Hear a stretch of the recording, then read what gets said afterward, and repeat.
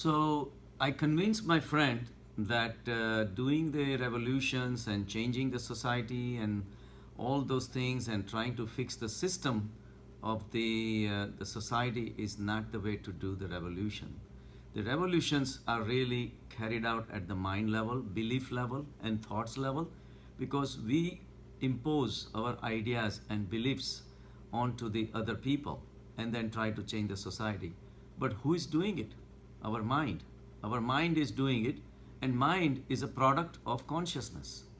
So, and the mind is fed by the life force from the consciousness itself.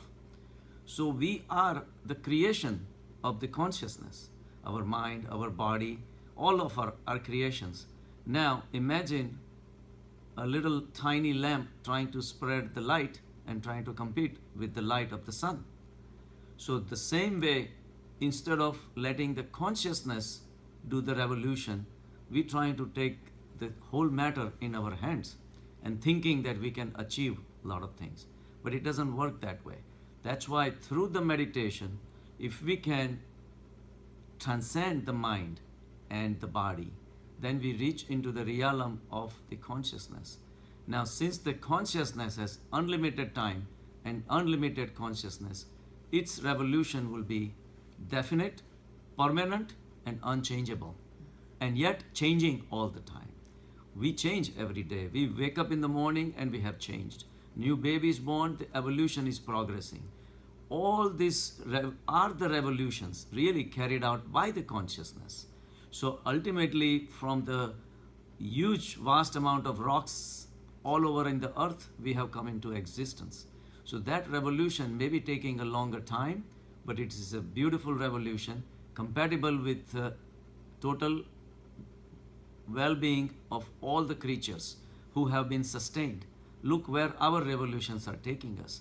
Agricultural revolutions, milk revolutions, all these revolutions are destroying the beautiful earth and the planet's animals and wildlife and all those things. So really we have to understand that vast consciousness is available for us, and let the consciousness do the revolution rather than us having major ideas of having the revolutions and change the world and this and that. Because the product of a product cannot be as good as the producer himself.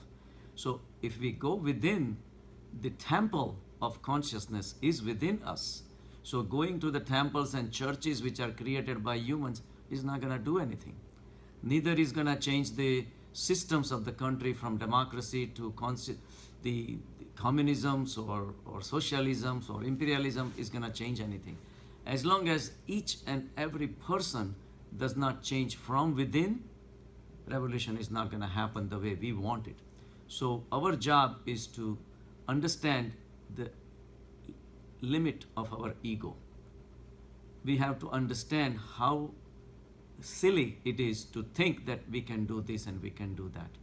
The best thing is to go within, bow down, and merge with this infinite consciousness and let him, if you want to call him the God or whatever you call it, carry out the actual revolution that's going to bring the results on the face of the earth. Thank you. Just like Gadanicher Kutraju. Yeah, it's just like, yeah. Because if you really see that if there is a wave coming up and there is a tiny matchstick floating on the water, when the wave comes, the matchstick thinks that it's riding on the crest of the wave. It lifted the whole wave up. Right. But the energy of the ocean, it has no idea of. Right. Same way, for the very short amount of time we're gonna be here, we think so much about ourselves and miss the point of meeting the same creator that has been able to create us. And that chance is not gonna come to us until we meditate and drop our ego once and for all. Right. Thank you.